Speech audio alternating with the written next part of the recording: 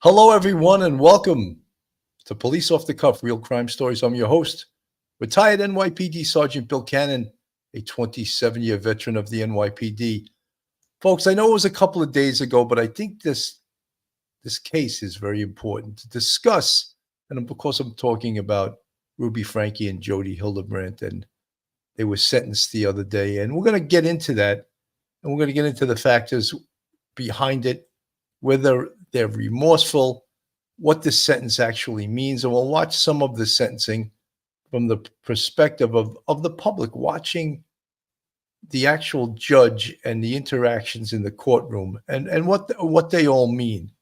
Parenting YouTuber, remember Ruby Franke and her business partner Jodi Hldebrandt, they pled guilty, of course, to child abuse charges that stemmed from one of Franke's children escaping Hildebrandt's house in August and went to a neighbor for help. They've been sentenced to prison.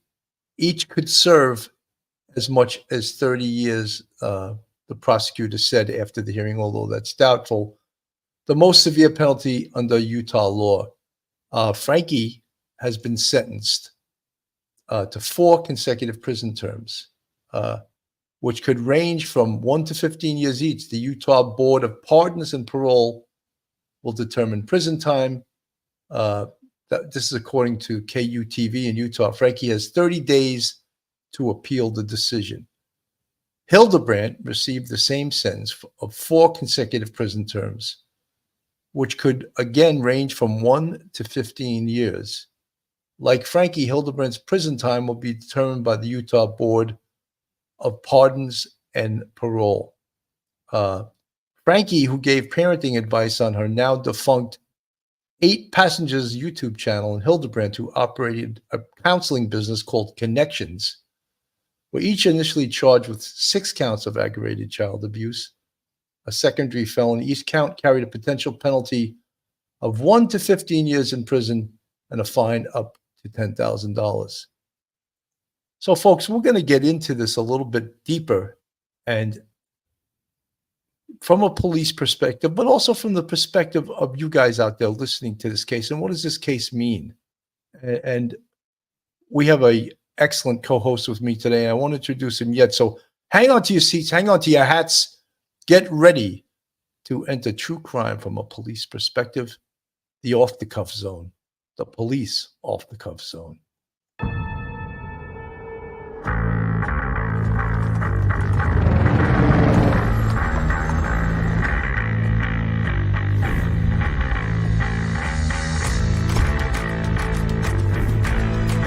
There has to be some common sense.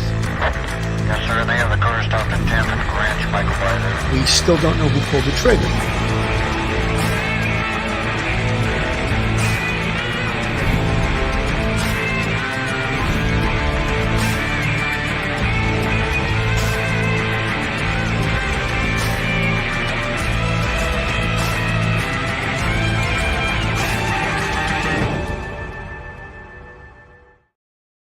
We're back.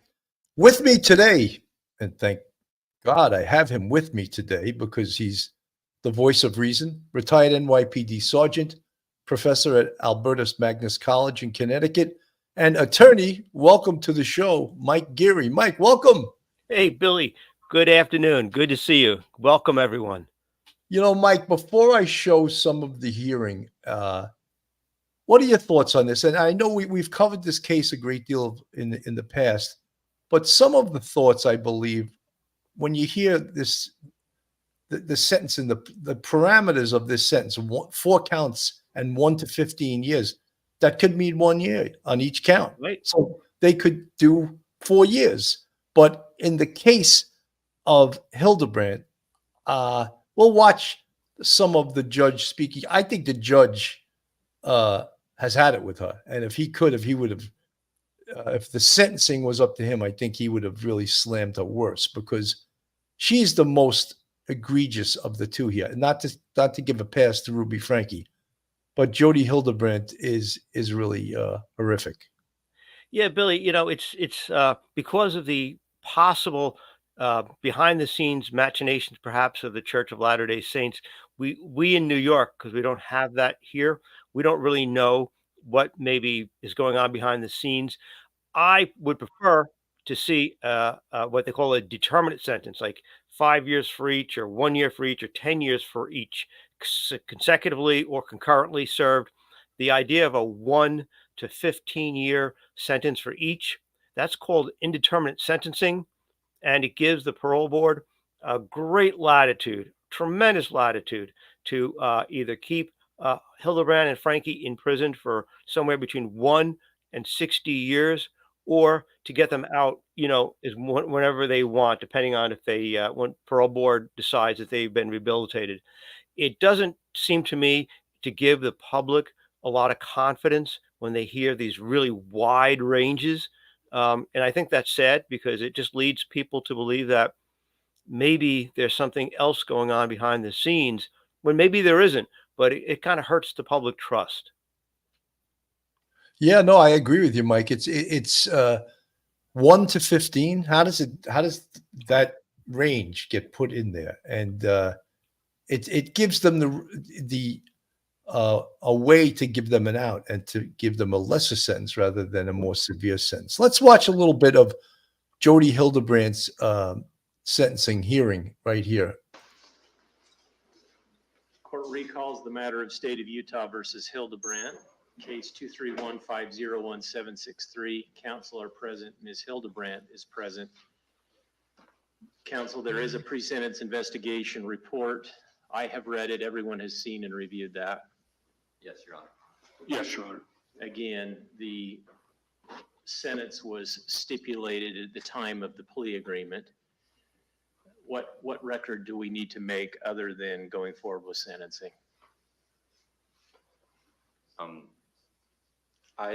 Your Honor, it would be repetitive. I had the same statement, just with the last few paragraphs where I was differentiating between Ms. Franke and Ms. Hildebrandt. Okay, let's talk about housekeeping matters first. What about restitution? We've stipulated to keep that open for 8 months. You know, Mike, that is a really important thing that you don't see in most cases. Right. And restitution, and both Jodi Hildebrandt and Ruby Franke are women of means. They both, in Ruby Franke's case with her YouTube 8 passengers, she made millions of dollars. Right. Where is that money now? I don't know. Jodi Hildebrandt with connections, and again, she went in partners with Ruby Franke. They also made great money. So they're going to part with a lot of this money. When you hear about, reparations and these kids and others, potentially, people could come out of the woodwork to start suing the both of them. Your thoughts? Yeah, Billy, the children themselves who've been traumatized by the horrific treatment they got, they could individually on their own sue for damages to them for abuse, neglect, child neglect, things like that. So, and it can do it to both of them. So that may be. Perhaps the state of Utah is going to look for some sort of restitution for court costs and for investigative expenses, housing the children, while, that sort of thing. They could do it. These people have a lot of money. Perhaps it's invested in land or property, but that, they may try to get some sort of judgment against them. They do have a lot to lose besides their freedom. They may lose pretty much every penny they have, every penny they worked for. And when the criminal justice system is done with them in somewhere between 4 and 60 years, they may find themselves, qualifying for welfare because they won't have too much left. But yeah, that's a big concern for them, because they both are known to have money because of their success doing what they did. Absolutely. Yeah. It is appropriate, Your Honor, since we don't have any evidence with respect to restitution, and that's because it is still in the process of being gathered by the county attorney's office. It's completely appropriate for the court to make no orders with respect to restitution, other than to reserve all issues regarding restitution, and we have no issue with the eight month time frame. Okay. And the injunction that was previously issued by the court will remain in effect, It will. at least until that time. It will remain in effect until further order of this court. All right. Mr. Clark? Thanks, Your Honor. The state of Utah respectfully requests that the court sentence Ms. Hldebrandt to consecutive prison terms for each of the 4 counts of aggravated child abuse to which she has pleaded guilty. The sentence was agreed to her in her plea agreement and is also recommended by adult probation and parole. Ms. Hldebrandt committed awful acts of child abuse. From May to August 2023, she and her business partner held 2 children, ages 9 and 11, turning 12, in a concentration camp-like setting in her house in Ivan City. The children were regularly denied food, water, beds to sleep in, and virtually all forms of entertainment. They were isolated from others and were hidden when people came to visit the house. They were forced to do physical tasks like carrying loaded boxes up and down stairs and doing wall sits or sitting against a wall without assistance of a chair or stool for hours at a time. They were forced to do manual labor outdoors in the extreme summer heat, often without shoes or socks. They were also forced to stand outside on a cement patio in the summer heat for hours and even days. They were beaten, and the 12-year-old was regularly bound hand and foot after he attempted to run away in mid-July. Both children had extensive physical injuries from the abuse that required hospitalization to treat. The injuries from the binding are particularly bad. In addition to the physical abuse, the children were emotionally abused. They each believed to some degree that they deserved what was being done to them. Had the older of the 2 children not had the courage to run away and ask a neighbor to call the police, heaven only knows how much longer he could have survived. After being caught, Ms. Hldebrandt has shown little to no remorse for her actions. In telephone conversations that will be provided in full to the Board of Pardons and Parole, and which she knew to be recorded, she's repeatedly claimed that she is the victim and the children are the perpetrators. She has gone so far as to say that the things said in this proceeding and covered by the media today will be full of lies. The combination of 3 factors make Ms. Hldebrandt a significant threat to the community. First, the severity of the abuse she caused to be inflicted on young children. Second, her attitude that everything she did was justified and that she is being wrongfully imprisoned. And third, her training as a therapist and aptitude for using online resources to convince others to follow her guidance. Utah Code Section 76-3401 lays out 3 factors the court should consider in determining whether to impose concurrent or consecutive sentences. The first is the gravity and circumstances of the offense. The second is the number of victims. And the third is the history, character, and rehabilitative need of the defendant. As agreed to in the plea agreement and as recommended by adult probation and parole, consecutive sentences are appropriate here. This is due to the severity of the abuse to the 2 victims and the extreme need for Ms. Hldebrandt to be rehabilitated so that she no longer will present a risk to the community. The state respectfully requests that she be sentenced to 4 consecutive terms. Thank you, Mr. Clark. Mr. Terry? Thank you, Your Honor. I just want to say, Mike, her appearance, usually when a defendant hears the horrific things she pled guilty to, they shake their heads in some defensive way, as if they weren't responsible for this. This is what she looked like, just a few months ago. So you can see that jail has taken a toll on her. But does that mean that she's sorry for what she did, or is she sorry for herself, or is she just psychologically beaten down? But we all have to think about the crimes that she committed. And I mean, as I see her in this courtroom on this day, I have absolutely no sorrow for this woman. Yeah, Billy, it is natural that if you're hearing something at any stage of an accusation that you actually feel is wrong, there is that, no, shaking the head, that sort of thing, talking to the lawyer. But the fact that she sat stone cold, to me I'm just thinking in her head, she's sorry. She's not sorry for what she did. She's sorry that she got caught. And that's it. And that's a big difference. The idea that after she was caught, and all the stuff started coming out during the investigation last couple of months, that on recorded phone call conversations that she knew were recorded, she would discuss with people the fact that she's actually the victim and the children were the ones who were like responsible. That is so pathetic as a human being, as an adult, not even as a child, not taking responsibility for their actions. This is an adult refusing to even acknowledge in some way, shape, or form that they have done it, and is actually victim shaming, victim blaming. Like, I robbed that person because they had money. I broke into the house because it was empty. I beat those kids, because they actually needed to be beaten because of their evilness. It is a sick, twisted mind. I have no sympathy for her. I hope she rots in hell. Well said. We'll be brief. As is always the case in cases that come before courts, there are two sides to every case. And and even in a case like this, that remains the case.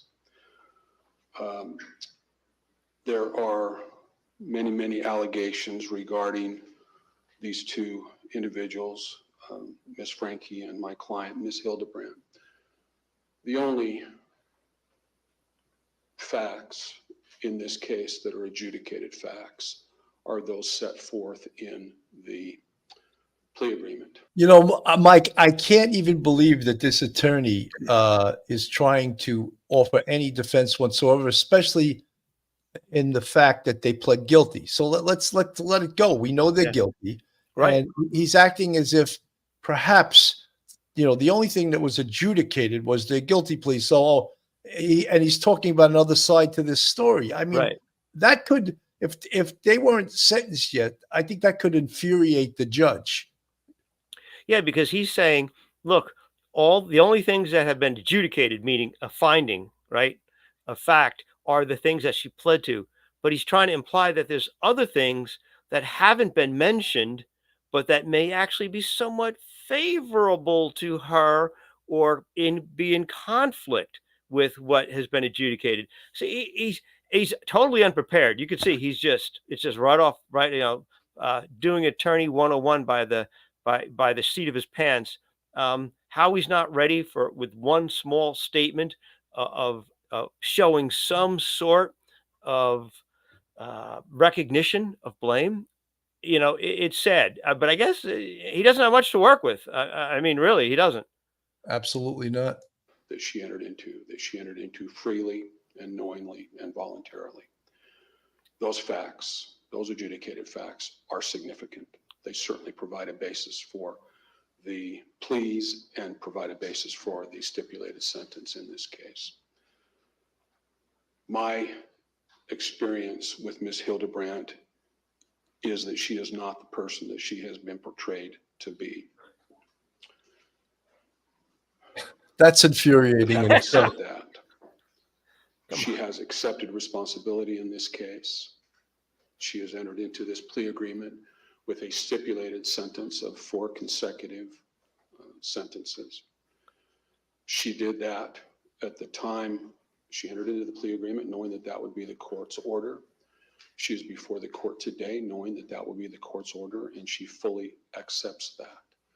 She accepts responsibility and she accepts the consequences for her conduct. And we will submit it to the court on the stipulated agreement. Mr. Terry, you suggested that there are two sides to every case. I generally agree with you. Ms. Hldebrandt didn't make a statement to AP&P in the course of the pre-sentence investigation report. Correct. Why did she not make a statement? She wanted to reserve her right to make a statement before the court today, and she has a brief statement that she wants to read. Okay. And all right. Ms. Hldebrandt. Go ahead. I sincerely love these children. I desire for them to heal physically and emotionally.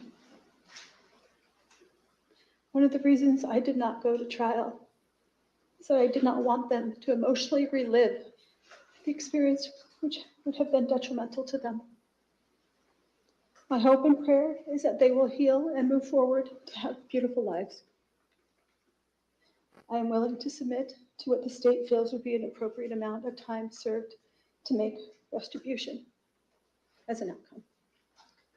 And in answer to your question, Your Honor, I knew that whatever she might say to the author of the pre-sentence report would probably sound hollow and self-serving, and perhaps it does today.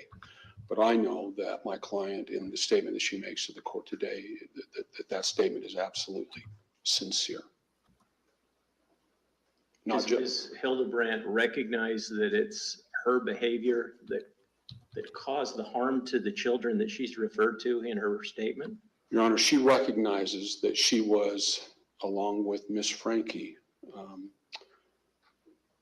that she made decisions with respect to the discipline of those children that were wrong, that caused harm to those children. She fully recognizes that and accepts responsibility for that. All right, anything else? No, Your Honor. No, Your Honor. Okay.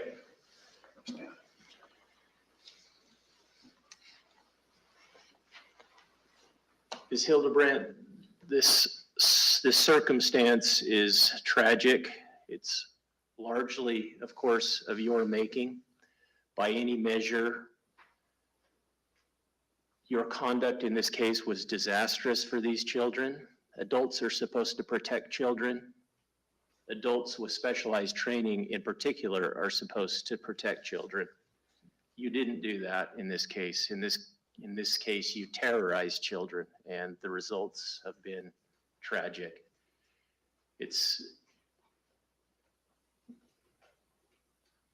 what happened to these children, and your philosophy in dealing with them, frankly, seems detached from reality or any objective standard of decency or even common sense. And You know, Mike, I just want to say, as the judge is speaking, this judge is old business.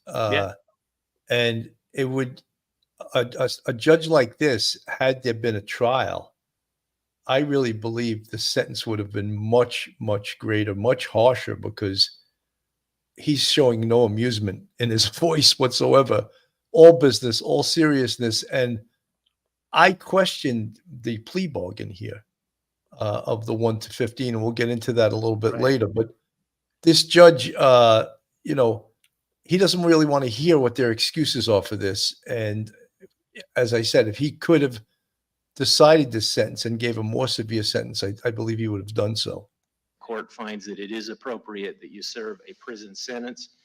The court finds under the statute, Utah Code 76-3-401, that given the gravity and circumstances of the offenses, the number of victims, and the history and character and needs of the defendant, that consecutive sentences are appropriate.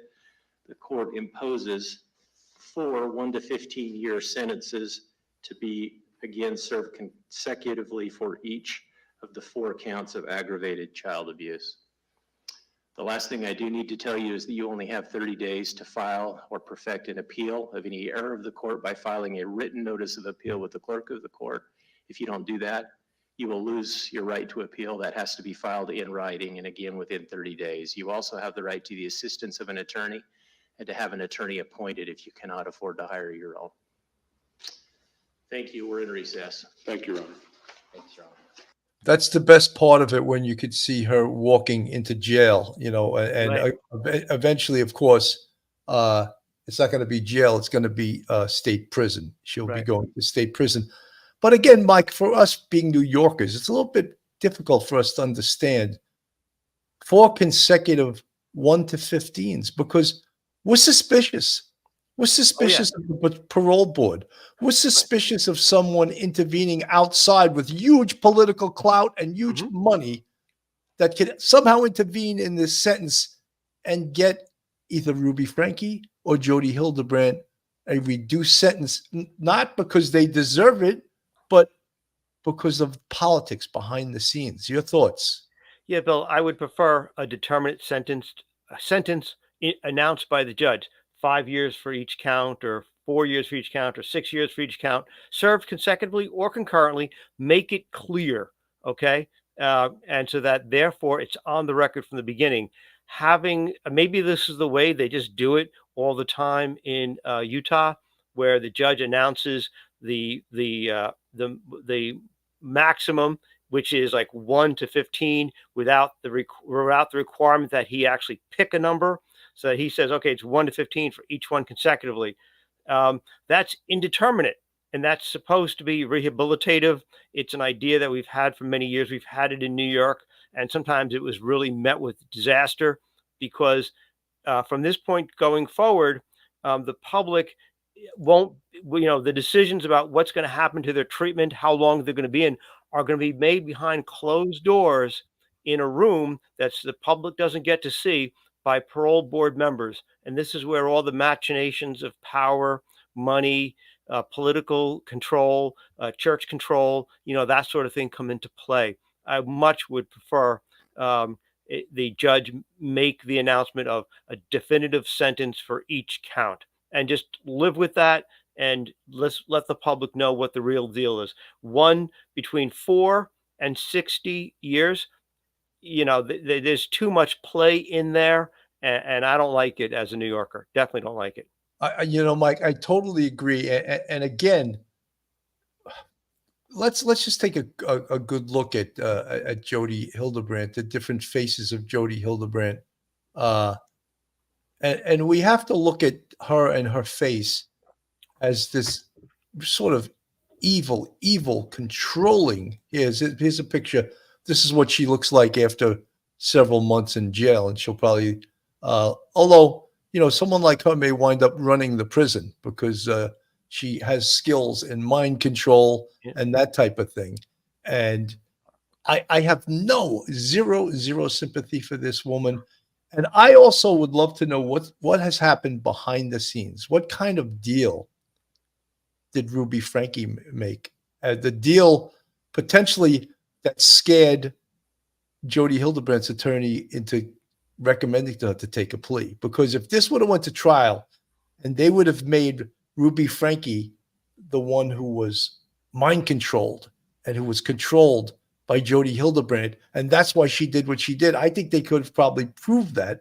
And then you would see right Jodi Hldebrandt going to prison for the very rest of her life, and potentially Ruby Franke could have sort of skated away with very little penalty.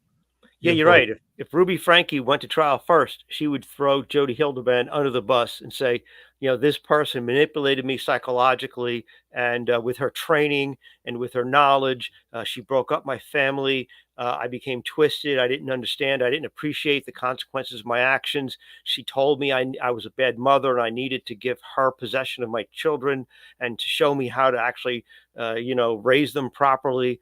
It would have been a total mess. And so I think they both ended up taking pleas. And my guess is that because they both took pleas, that there definitely is, behind the scenes machinations. And so we'll see if they may, worst case scenario, while they do 1 year to 15 for the first child, the first count, who knows if they're going to do 1 full year and then they'll get paroled for that, and then start the second year, which would be for the second count, and the third year, or maybe they would even get good time. Instead of doing 1 full year out of 15, they'll do maybe 9 months and get 3 months off for good time. Like, you don't know. All of these things are going to happen, and these decisions are going to be made behind the scenes. So if the public is not satisfied, and our listeners are not satisfied,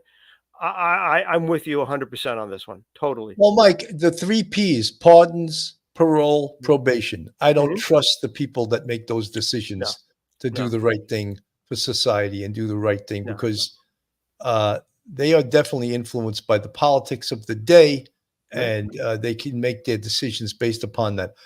Having said that, I want to show some of Ruby Franke's hearing before, of course, the same judge. 1 to 15-year sentences based on her convictions for 4 counts of aggravated child abuse. That was Judge John J. Walton on the bench in St. George, Utah, giving YouTube mom Ruby Franke her sentencing range on 4 separate counts of felony aggravated child abuse. Also handed the same sentencing range was defendant and alleged mentor to Franke, Jodi Hldebrandt. Franke ran a family-based YouTube channel called 8 Passengers, while Hildebrandt. Well, we know all of this stuff. We have the look on the screen. That was that's Jodi Hildebrandt's home, which all different estimations of its worth, anywhere from $3 to $4 to $5 million. So she has assets. She has assets that she certainly is going to part with, and we'll get into that a little later. But let's get back to her here, to Ruby Franke's Make a hearing. statement without any intent to change my stipulated sentence. For the past 4 years, I've chosen to follow counsel and guidance that has led me into a dark delusion. My distorted version of reality went largely unchecked, as I would isolate from anyone who challenged me. I was led to believe that this world was an evil place, filled with cops who control, hospitals that injure, government agencies that brainwash, church leaders who lie and lust, husbands who refuse to protect, and children who need abused. My choice to believe and behave this paranoia culminated into criminal activity for which I stand before you today ready to take accountability. Jodi Hldebrandt was never my business partner, nor was I ever employed by her. I have never received wages from her or connections. Jodi was employed as my son's counselor in 2019, and in 2020, I paid her to be my mentor. It is important to me to demonstrate my remorse and regret without blame. I take full accountability for my choices, and it is my preference that I serve a prison sentence. Thank you to the officers in Santa Clara and the Ivan City Police. Nick Hellman, Brian Palufo, Cy Pikuvit, Mike Pondoyo in Tobler, John Ward, Dee Lewis, and Chief Flowers. You were the angels who came and saved my children. I especially want to thank Detective Jay Bate. She plucked me out of a situation I didn't know how to get out of. And the moment she handcuffed me was the moment I gained. You know, this is like, if you don't know anything about this case and watching her her little speech there, her little someone in the chat called it her Oscar speech. I think that's pretty funny. Yeah. And without knowing what she did all those years, especially with the 8 Passengers podcast, where she had, I believe it was 1.5 million subscribers. Right. And it was like a live show of abuse, Right. of showing it to these millions of people, what she was doing to her children.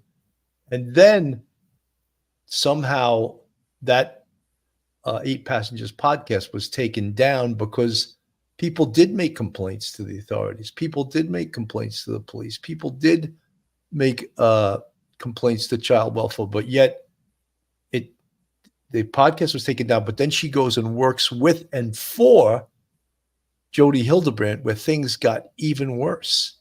And when we also think about that, Jodi Hldebrandt was a marriage counselor. How many marriages did she break up? How many marriages did she destroy through her horrific advice to these poor people? And under that type of umbrella, to listen to Ruby Franke now thanking people like this is the Oscars, thanking specifically people in law enforcement, like that they stopped you and this other monster from doing what you were doing. It's almost laughable. It's hard to believe that an adult who's been married with a family, a husband, a home, working, having a podcast, and raising children, could be so demented and abusive of those children, and then allow this other person into. And so she was abusive to the children before she even met Jodi Hldebrandt. So there's nothing like, oh, Hildebrandt turned, little Bo Peep into a monster. No, Ruby Frank was a monster to begin with. And Jodi Hildebrandt made it worse because she was so, intent on splitting up. You saw that she would split up families. The husband would be accused of a porn addiction. Children would be accused of thinking about nothing but masturbation. It was just incredible stuff. And yeah, this stuff with the children and the abuse, the beanbag incident with the son talking about it, all that happened before she hooked up with Hildebrandt. So therefore, she was a monster. And the idea that she's thanking law enforcement for saving her children from herself and herself from this hell that she didn't even realize was going on. Yeah, I can't even think of a word for it. It's terrible. That's the best word I can't, because I don't want to use a four-letter word. It's actually comical, like, to think that it's crazy. she's going to get to anyone there. Anyway, folks, if you like true crime from a police perspective, then you're in the right place. And if you're not subscribed to us, go on our YouTube, hit that subscribe button, give us a thumbs up, ring that bell, hit the like button, share us with your friends and your family. And if you want to contribute to us, we have a Patreon with 3 different levels. And we also have a YouTube channel membership with 5 different levels. And we really appreciate our Patreon and our YouTube channel memberships. They are the people that keep this show going and keep us wanting to put out the next episode. I just want to ask some of you guys in the chat. One of the things that just watching these hearings has really struck me, I see no remorse. I see the remorse as being manipulative type of remorse that's designed to manipulate people that are hearing them speak in the court of law. I mean, in the case of Jodi Hldebrandt, she's just a total monster. Perhaps Ruby Franke, she's not as monstrous, but she is a monster also. But the bigger monster, I believe, is this woman right here on the screen, Jodi Hldebrandt. And that's how she's going to look for the next anywhere from 4 to 60 years, depending on how stiff a sentence she actually gets from this. So let me return to the hearing. We can hear the rest of this Oscar speech. My freedom. You were not the controlling ones. I was. Thank you to the medical staff at Intermountain Hospital. Your skill, tenderness, and professionalism helped heal my children. Jodi and I inflicted the injuries, not the hospital. Thank you to DCFS, the Children's Justice Center, Judge Basil, and other key adults. You've gathered my children under your wing and offered them love, compassion, encouragement. You were not the ones who were doing the brainwashing.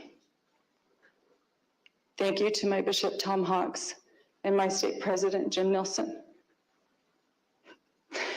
for reminding me of the Lord's love for the lost. So much pain and suffering would have been avoided had I followed and heeded your counsel. I was the one who was deceived, not you. Thank you to the Washington County Prosecutor's Office, Ryan Sham, the legal assistants and discovery clerks. Eric Clark, you exemplified to me how justice and mercy are meant to coexist. My charges are just. They offer safety to my family, accountability to the public, and they did show mercy to me. Thank you to my attorney, Lamar Winward, and his staff. I would not be where I am today without them. Thank you to Randy Kester for your limitless energy in healing my family. My dear friends, Pam and Roy, I'm so sorry for letting you down. Because of your association with me, your innocence was called into question. My mother-in-law, father-in-law, Kevin's family, my cousins, aunts, uncles, nieces, nephews, and neighbors, you all saw the warning signs long before I did, and you did what you could. You wanted to help, but I pushed you away. My mother and father, I have been utterly wretched to you. You have offered me unconditional love, and for that I have offered you unconditional contempt. My siblings and their spouses, because of my decision to roll around in a pigsty, I have dragged your families through the mud in public. Yet, when I desired to return as the prodigal sister, unlike the prodigal's brother in the Bible, you synced stuck with my parents and ran out to greet me. Your capacity to love is unprecedented. I sincerely love these children. All right, we heard that speech before. We heard that one. Yeah, Yeah. that one is Yeah. that one is even worse than this one. You know, I just, you know, I can't. We've discussed the elephant in the room in this case too. And maybe we're unpopular because we do that sometimes, but the church was involved in this in some way. The Church of the Latter-day Saints was referring clients to Jodi Hldebrandt. What is their exposure in this, Mike, when we talk about restitution? If they were referring patients, counseling clients to Jodi Hldebrandt for her business connections, what is their exposure? Can they be sued also? It's possible they could be that because they didn't do their due diligence, they didn't maybe vet this person, that that there was some negligence, uh, that sort of thing. It's possible. It's possible. Um, you know, we'll see. It depends also on state law. Have other religious, or what's precedent there also, because these are state charges. State civil law. Has there ever been lawsuits that are successful against uh, any religious institution out there, a church or the headquarters of a religion? Maybe because you see this sort of thing in sexual abuse in the Catholic Church and things like that.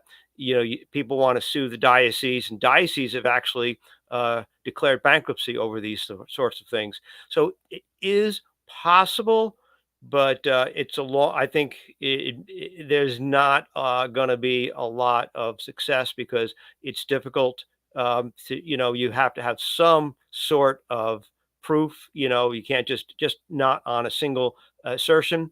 But it also depends if there are numerous cases that may be brought. The church may just decide to settle. They do that. We've seen that in New York. They'll just settle for whatever amount of money. They'll just give you the check. They don't want to go to trial. They give you the check, and you sign an order that you will not speak to anyone, no member of the press, that you will not publicly comment on it, and then we'll give you a check. That sort of thing. So it's possible, but it's slim. But there's Well, Mike, there's a great comment from the chat. Beautiful day. Judges LDS, prosecutors LDS, defense attorneys LDS. Good luck suing the church. Ain't gonna happen. Yeah. Utah is corrupt because of the power and money of LDS, like trying a case in the Vatican. Yeah. Well, Maybe. beautiful day. I think we've heard that before, Right. in covering this case, and we've also we've seen the power of the Catholic Church also, and Sure. what Professor Mike was referring to was in a huge case in the Archdiocese of Boston years ago. Yeah. Oh yeah. I think it was featured in the movie Spotlight. Yeah. Yeah. With A couple years Michael ago. Keaton. What the church's response to their horrific liability was to go bankrupt, Right. so that Right. they wouldn't have to pay the full settlements of how many people sued because of the horrific scandal that occurred in the church. Yeah. Friedrich Nietzsche said, absolute power corrupts absolutely. When you don't have anybody to answer to, and it's like that for, generations, it tends, this is what humans tend to do to each other. And that's sad. And so it's a possibility. Perhaps I don't know if a probability, but it's a possibility. Yeah. Yeah, definitely. Absolutely. Let me play a little bit of this here on the screen. to prison for abusing her children.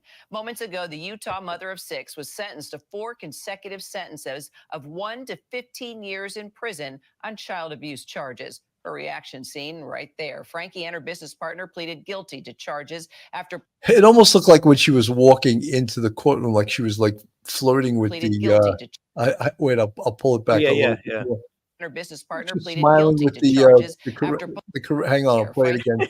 and her The business correction partner officer. pleaded guilty to There you charges go. after police found one of Franke's sons emaciated with open wounds and bound with duct tape, while one of her daughters was malnourished.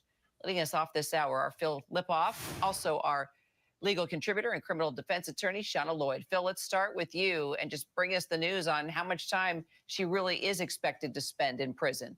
This is a pretty horrific case, Kira, that you've been following. We've all been following. Millions of people have been looking to this sentencing. Ruby Franke pleaded guilty, and Jodi Hldebrandt, her business partner, both to 4 counts each of aggravated child abuse. Today, they got the max. As you mentioned, you add all the cases up, all the charges up, it's 4 to 60 years. Each count was 1 to 15 and consecutive. Now, under Utah law, it will be up to the parole board to figure out exactly how much of that time they were sentenced to. Boom. That's where I have the problem. Mhm. It's up to the parole board is where Right. the politics, the money, other people's opinions come in.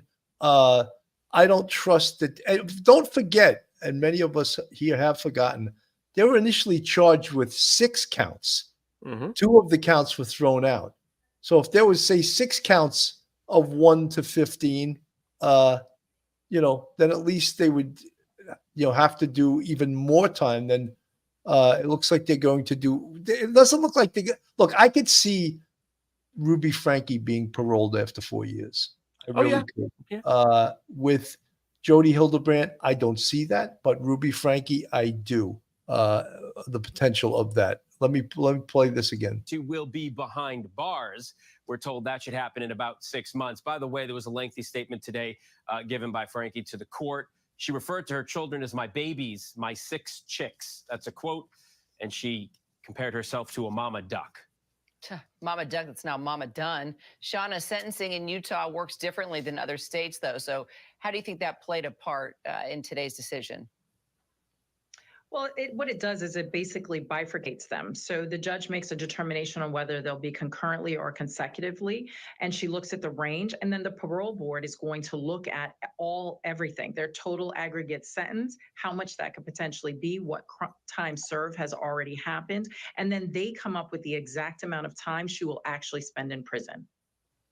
So, Phil, Franke's husband has now filed for divorce. He's suing her partner, Hildebrandt, for restitution. What's the latest there?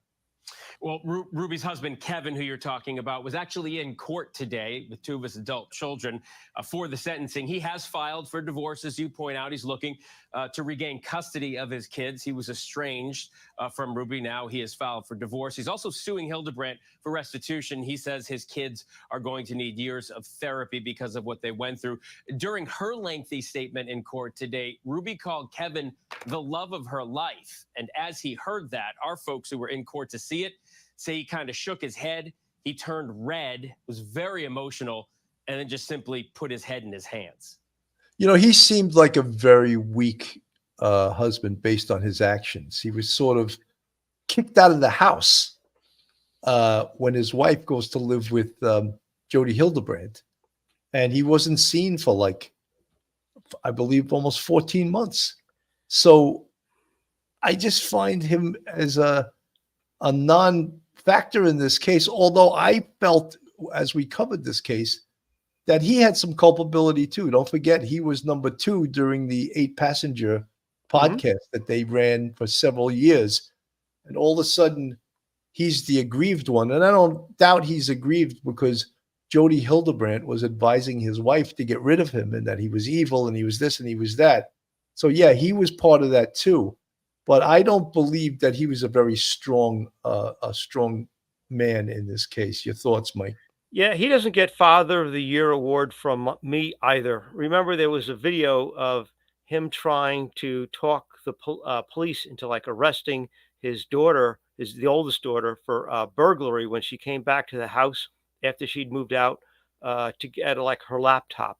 Um, you know, I have no sympathy for the guy. I'm sure that if he could have done it over, and he would have done it differently. But yeah, absenting yourself from the home where you have 4 children. I'm sorry, you're a father, you're a mother, you're a parent. Those are your children. You can't do that. You can't absent yourself. Oh, I'm no longer, going to deal with my family. No, that's your family. You created it. You deal with it. You're legally responsible. You don't get to just say, time out, I'm going to walk away from here. No, absolutely not. I have no sympathy for the guy. He's weak. It's hard to get to know where he's actually coming from. And I guess perhaps he does want some of that money that Hildebrandt has, because he does realize with his wife now in prison, he's the only one left that's going to have any sort of resources in order to help his children with whatever therapy they need. And so therefore he's going to get that money for them somehow. But no Father of the Year award from me. I'm sorry, none. No, absolutely not. I want to ask you folks in the chat, how many people think, and if you think, the first thing I'm going to suggest, put a 1 in the chat, that Ruby Franke, and I'm going to put them together, and Jodi Hldebrandt are remorseful for what they did. And if you believe they're remorseful, put a number 1 in the chat. The second one, if you believe they are not remorseful, but perhaps using that same psychological game of pretending that they're remorseful so as to be more sympathetic, put a 2 in the chat. I'm just interested. Well, I think I know the answers to this, because it's watching them. They're even in their post sentencing statements, they were very manipulative, and but more so Ruby Franke than Jodi Hldebrandt. When Jodi Hldebrandt said that she truly loved those children, I think people wanted to choke on whatever they were drinking or eating at the time, because it makes absolutely no sense at all. I see a lot of 2s. I'm not seeing any 1s. But I think that's crocodile tears. That's right, Joanne W. Crocodile tears. Yep, crocodile tears. That's for sure. It's such a sad case. Nicole Chambeau, I think Ruby has remorse, but Jodi doesn't. Well, the fact that Jodi said that her husband Kevin was the love of her life. Well, you know what? When you have 6 children with someone, you can't dismiss your life with that person, right? But what happened to those children, and what did he do about it? He stayed away for 14 months.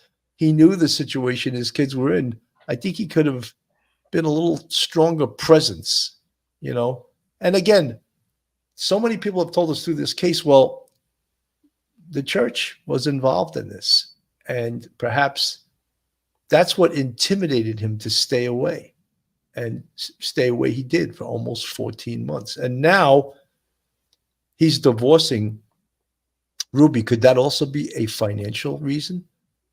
They both must have money too. They made millions of dollars doing the 8 Passages podcast for over 5 years. And then Ruby connected with Jodi Hldebrandt. I'm sure they were making a ton of money too. So they have money. And one of the things that people do when they get sued is they try to liquidate.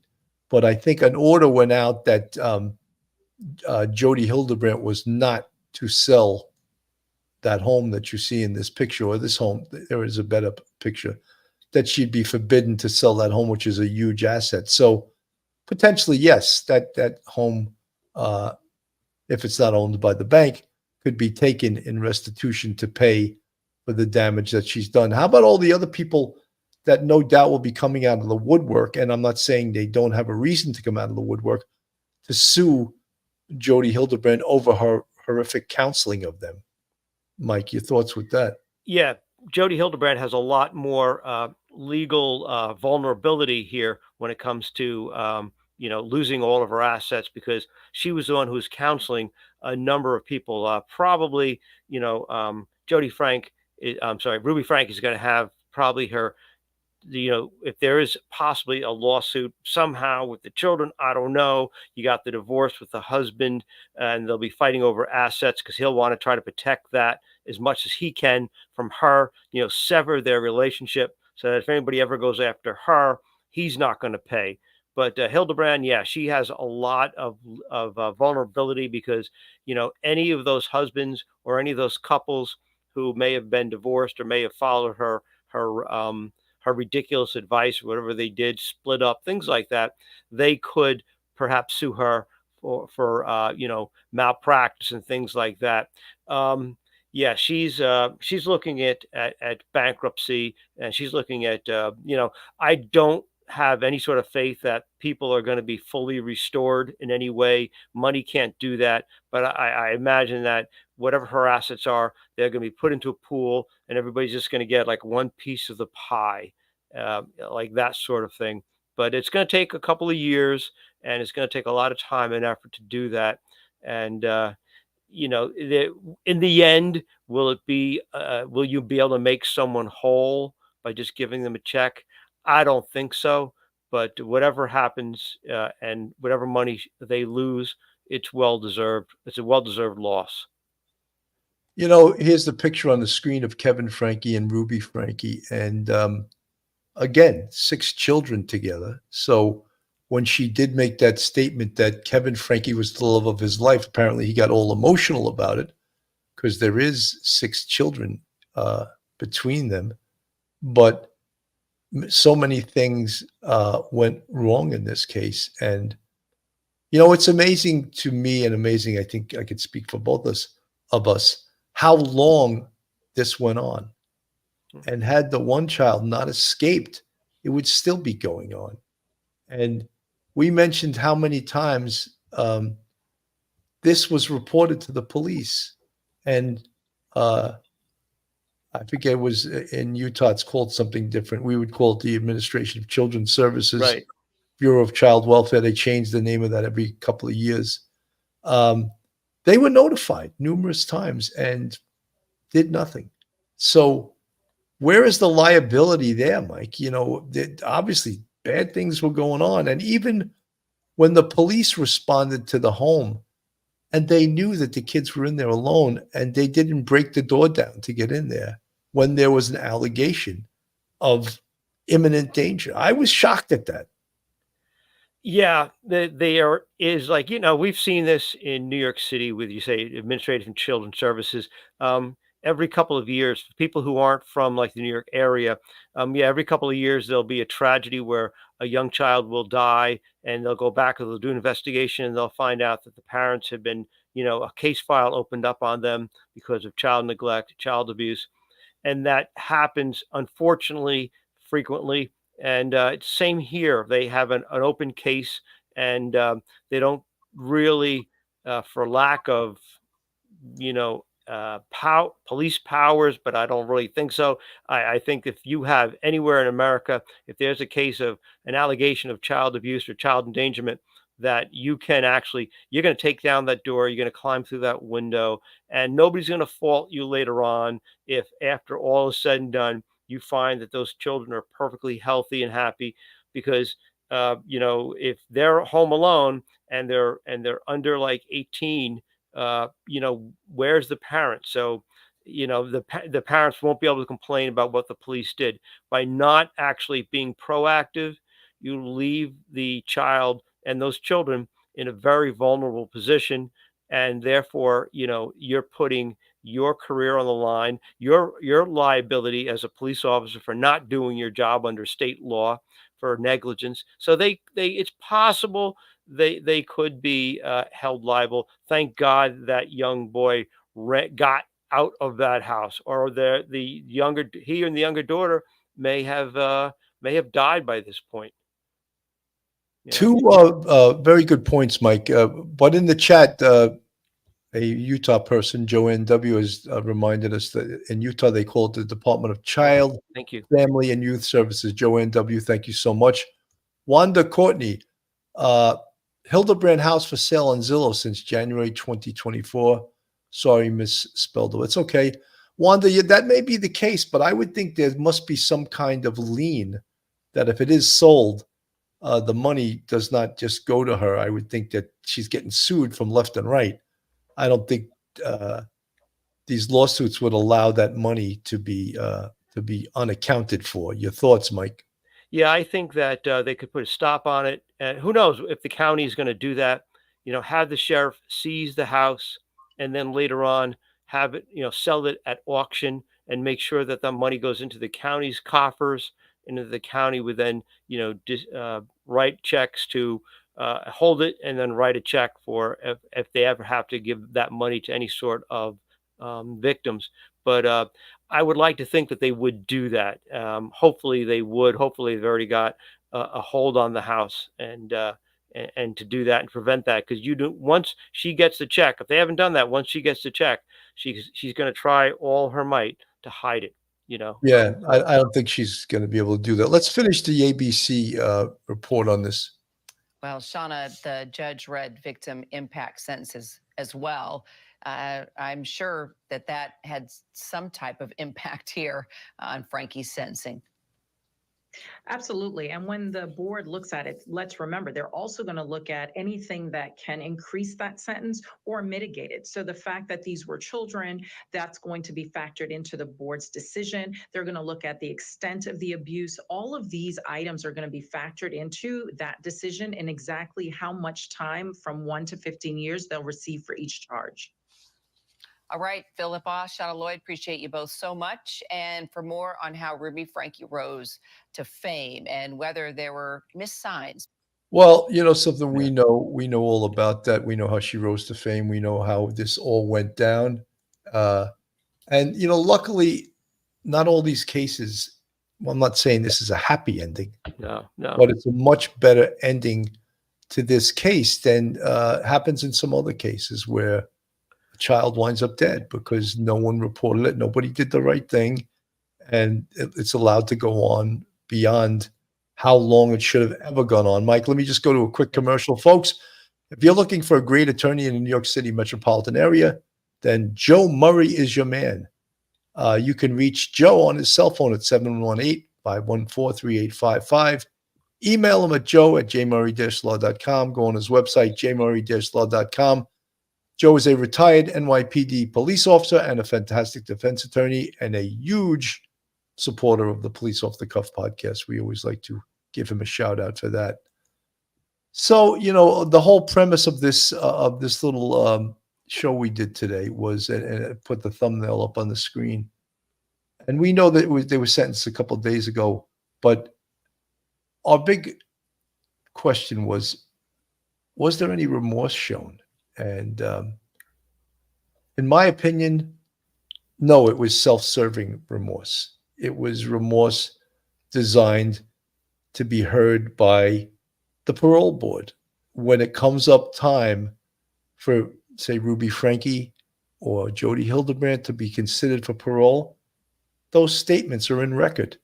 They'll read those statements of how Jodi loved all the children and can't believe that she, and when her attorney said there's two sides to all, I was like, whoa, let's hold it back, because the judge is not going to be happy to hear that. She already pled guilty. Let's not talk about two sides to the story, right?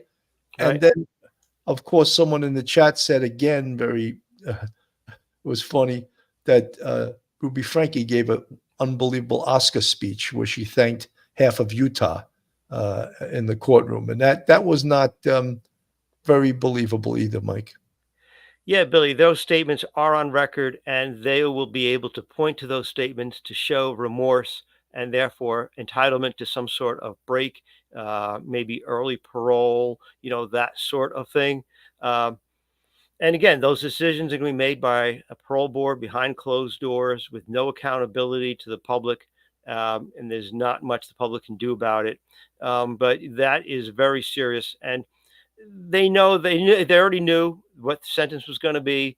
They're just trying to get something there on record. And you could see even with Jodi Hildebrandt's attorney, he was trying to intimate to the court without saying it directly that there was, another side that was never really litigated. But again, if I was a judge, maybe I'd slap him a little bit, but for what he did. But the judge was very, very classy and just let it go. And you're right. That's all it's for. It's for posterity, so that they could say, see, I absolutely have begun my rehabilitation because I thanked everybody for saving my children from me. Yeah, it's incredible. It's just incredible. And I just want to also let everyone else know that's listening is that the children were not the only victims of Ruby, Franke, and Jodi Hldebrandt. We saw Jodi Hildebrandt's own niece, Jessie Hildebrandt, who she just tortured for years, and somehow also got away with that. And guess what? That's not brought up in this courtroom. She's not being charged with that. No. I mean, that very well could be part of a civil case where her niece goes after her money. And I wouldn't blame her if she did. I think she should, So the whole premise of this show was, is there any remorse here? Is there any retribution? Are they feeling bad for what they did? Or is this just, as someone else in the chat said, crocodile tears? And I think that's what it was. Elizabeth Salvatore from the chat. The husband is super weak, but you have to remember the LDS was protecting Jodi Hildebrandt. The LDS is famous for hiding families from a rebellious spouse. He definitely had to walk a fine line. I don't doubt that. We did several shows where we spoke about the elephant in the room. And that was definitely the elephant in the room. Joanne W., I don't know if these are accurate statistics that you're putting forth, but I take that this is Jodi Hildebrandt's home. They're asking for $5.3 million for a 10,000 square foot house. Is that accurate? If that's the case, that's a nice piece of change to put in the lawsuit pot. That's right. To give out. Going to be online to sue her. Denise Wards. Hey, did you guys read the letters from Ruby's parents and her brother Bo? Denise, I did not. We didn't have access to that today. I will try to read it after we go off the air, but thank you so much for letting us know. And I don't know if you're referring, were those positive letters or were they negative letters? Because they said there was some impact statements. And usually an impact statement is someone who was a victim of one of these people, and they say how horrific what they did affected them. So I don't know Denise Ward's if her parents wrote a good letter or a bad letter, and her brother wrote a good letter or a bad letter. But you heard Ruby also thanking her siblings for trying to warn her, you're being evil. I just think it's really almost funny if it wasn't this serious. Elizabeth Salvatore, add to that the fact Jodi H. hate for men because of a domineering father. No, surreptitiously, the first thing Jodi H. did was try to break any influence by the male by ostracizing him. Elizabeth Salvatore, I absolutely believe you. And beautiful day from the chat. The letters from the parents and the brother, they blamed Jodi, both of them. Of course, that's the logical person to blame, but Ruby Franke was a bit of a monster before she met Jodi. So who made her that way before she met Jodi? Jessica Pinkerton, do you think they will reunite after they are released? You mean Jodi and Ruby? I don't think so.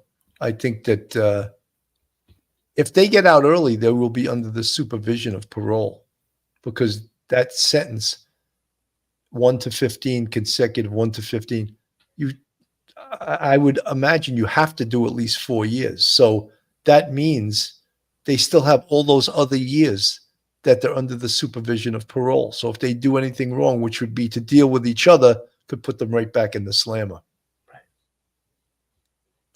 Right. JJ, you have to ask the question, what kind of parent abuses their kids in this manner and not see something wrong with it? Answer, in my opinion, a demented animal.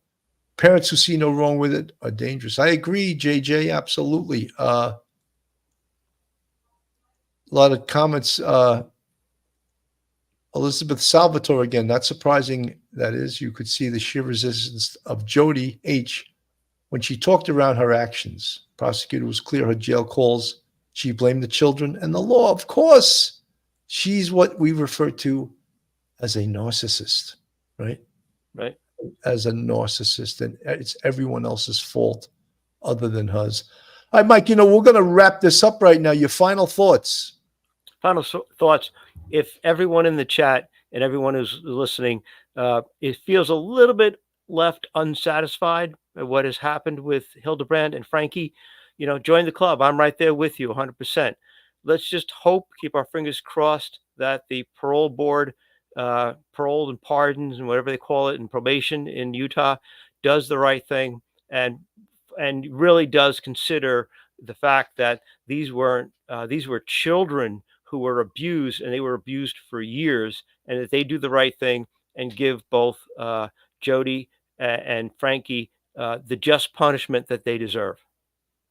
Very well said, Mike. Folks, thank you so much for tuning in today. I think this chapter of this case is absolutely over with Ruby Franke and Jodi Hldebrandt getting their just desserts, as they call it in the criminal justice system, and being sentenced to state prison. Have a great day, everyone, and God bless from Police Off the Cuff Real Crime Stories. Good night. One episode just ain't enough.